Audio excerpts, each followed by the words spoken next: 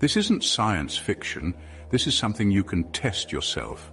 And once you do, you'll start questioning everything they've told us about space. We've all been told that the moon reflects sunlight, right? That's why it glows at night. But here's the issue. If the moon is just a big rock bouncing heat from the sun back to us, then its light should at least be neutral or slightly warm. But that's not what happens.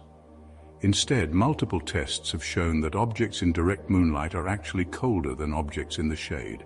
That makes no sense under the globe model. How can a light source lower temperature? Does the moon actually have its own unique effect that we've never been told about? It gets even crazier. If you use a digital thermometer and measure two objects at night, one under the moonlight and one in the shade, the one in the shade is actually warmer. And this isn't just by a fraction of a degree. Some tests show differences of 5 to 10 degrees Fahrenheit. And here's the kicker. If you take a magnifying glass and focus sunlight onto a single point, it gets hotter. That's expected. But if you do the same thing with moonlight, the temperature actually drops even more. How does that make any sense? This can be tested by anyone, anywhere. Grab two identical objects, place one in the moonlight and the other in full shade, and use a thermometer to measure the difference. You'll see that moonlight is actually cooling whatever it touches. If the moon is really just reflecting the sun's light, then this should be impossible.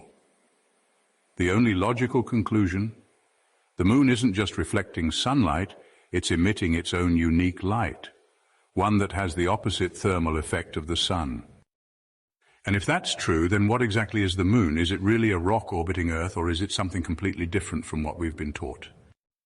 If moonlight is truly cold, then what else have they lied about? Why is this simple experiment never taught in school? And most importantly, what is the moon really? 62 degrees, and this is in the moonlight. Hold on. 60, wow, 60 degrees. Okay, I gotta keep it right here to see it. 59 degrees.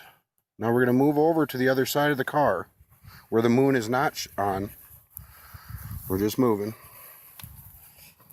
And we're going to try this again here. And it's now reading 65 degrees. Okay, now just move the laser up. And I'm moving the laser to where the moonlight is shining. And it rapidly drops. Okay, move it back down. I'm going to move it back down here. Goes back up. Jump back up. 65 degrees and back on the hood where the moon is shining. It's almost a 10-degree change. And we're going to do this on another car over here.